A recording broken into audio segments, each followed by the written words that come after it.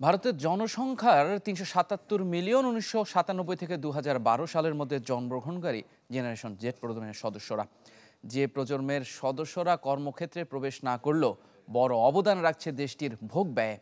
২০৩৫ সাল নাগাদ যে অঙ্ক স্পর্শ করতে পারে $2 ট্রিলিয়ন ঘর।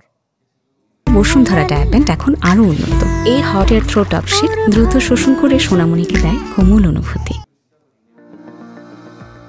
ভারতের অর্থনীতিতে নতুন মোড় আনছে জেনারেশন জেডের সদস্যরা। দেশটির 40% জনসংখ্যা 1997 থেকে 2012-র মধ্যে জন্ম নেয়া এই প্রজন্ম, যারা $860 বিলিয়ন ভোগ ব্যয়ে সরাসরি অবদান রাখে, যা ভারতের মোট ভোগ ব্যয়ের 46%।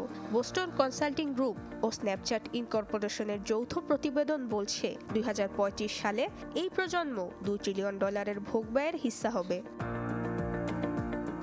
ব্র্যান্ডে নয় বরং ট্রেন্ডে গা ভাসানো বিশ্বাসী জেনজেডরা হয়তো একটি পণ্যের জন্য অনলাইনে ব্রাউজিং শুরু করবে, তারপর সরাসরি দোকানে গিয়ে পণ্যটি যাচাই করবে, অবশেষে কোনো অ্যাপ্লিকেশনের মাধ্যমে পণ্যটি কিনবে। তাদের চাহিদার সাথে তাল মিলাতে পারলে তবেই টিকবে বাজার সরবরাহকারীরা। তাদের জন্য আসছে কঠিন সময়। বর্তমানে মাত্র 10% জেনজেড নিজেরাই আয় করে ব্যয় করে। প্রত্যক্ষভাবে এই ভোগ ব্যয়ের পরিমাণ $200 বিলিয়ন। বাকি 90% নিজেরা আয় না করলেও $660 বিলিয়ন ভোগ ব্যয়ে প্রত্যক্ষ ও পরোক্ষভাবে অবদান রাখে।